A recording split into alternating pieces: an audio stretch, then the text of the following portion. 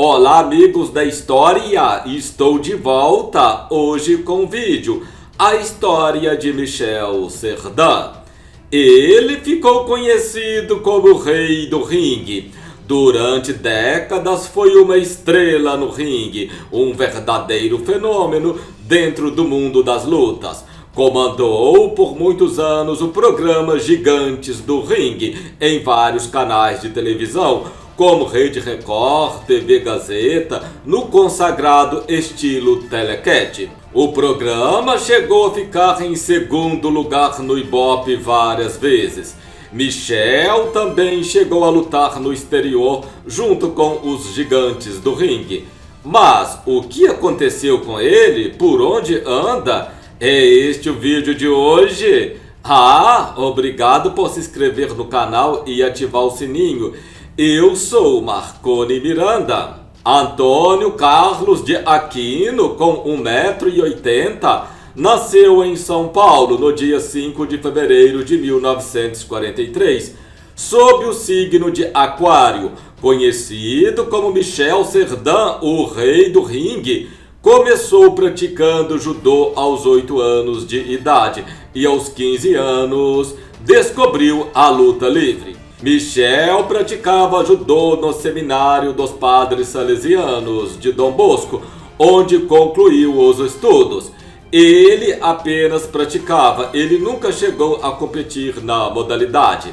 Aos 15 anos, em uma competição de braço de ferro, patrocinado pela Gazeta, ele conheceu um lutador argentino chamado Caruso, que gostou do seu porte físico e perguntou se gostaria de fazer luta livre. Ele aceitou e no outro dia estava na porta da academia esperando abrir. Um mês depois já estava lutando. Michel nunca teve problemas com idade, pois seu porte físico era grande.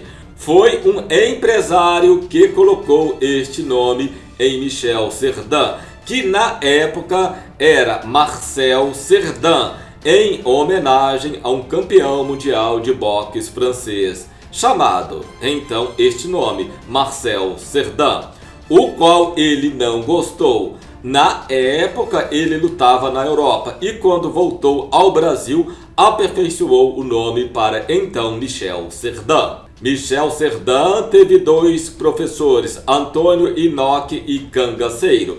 No ano de 73, época em que a luta livre estava em evidência no Brasil, ele criou os Gigantes do Ringue. O programa atingia ótimos índices de Ibope e chegou a ser televisionado pelos canais abertos da Rede Record e Rede Gazeta, mas foi tirado do ar em 2004 devido à ausência de patrocinadores e problemas com a emissora devido ao nome de alguns lutadores, como por exemplo Diabo Louro, Satã, entre outros.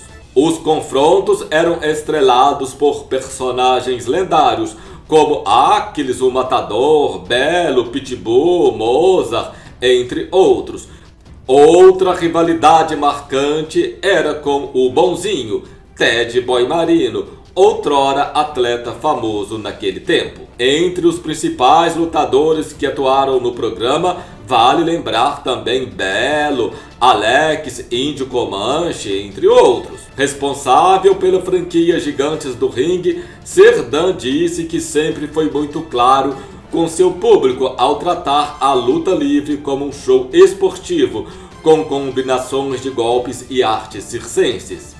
A primeira coisa que eu fiz foi chamar o público e dizer claramente que aquilo tudo era um show, pois tentavam passar uma imagem de luta verdadeira, disse Michel. Michel Cerdan também retornou à televisão no ano de 2008 pelo SBT como narrador. Também participou do seriado Dedé e o Comando Maluco. Em uma entrevista, Michel Cerdan disse que sua maior luta foi com Aquiles, o Matador, onde lutou com o mesmo dentro de uma jaula.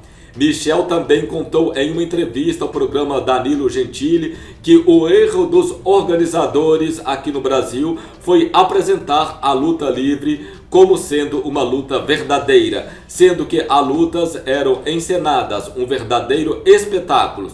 Segundo ele, isto tudo contribuiu para o fim da luta livre aqui no Brasil. No ano de 2020, ele concedeu uma entrevista ao canal Telemix. Na época, então, com 77 anos, ele mostrou que está bem fisicamente e mentalmente e continua ativo com seus projetos. Michel Serdã hoje mora em São Paulo e tem uma academia localizada na região Moca, zona oeste de São Paulo. Ele também é empresário de lutadores. Até hoje, Michel Serdã sonha em engrenar os gigantes do ringue na TV aberta e promove o incentivo da formação de novos talentos da luta livre brasileira. Esta foi a história de hoje. Obrigado por ter assistido. Obrigado por compartilhar este vídeo com aquele amigo. Você já sabe, eu voltarei.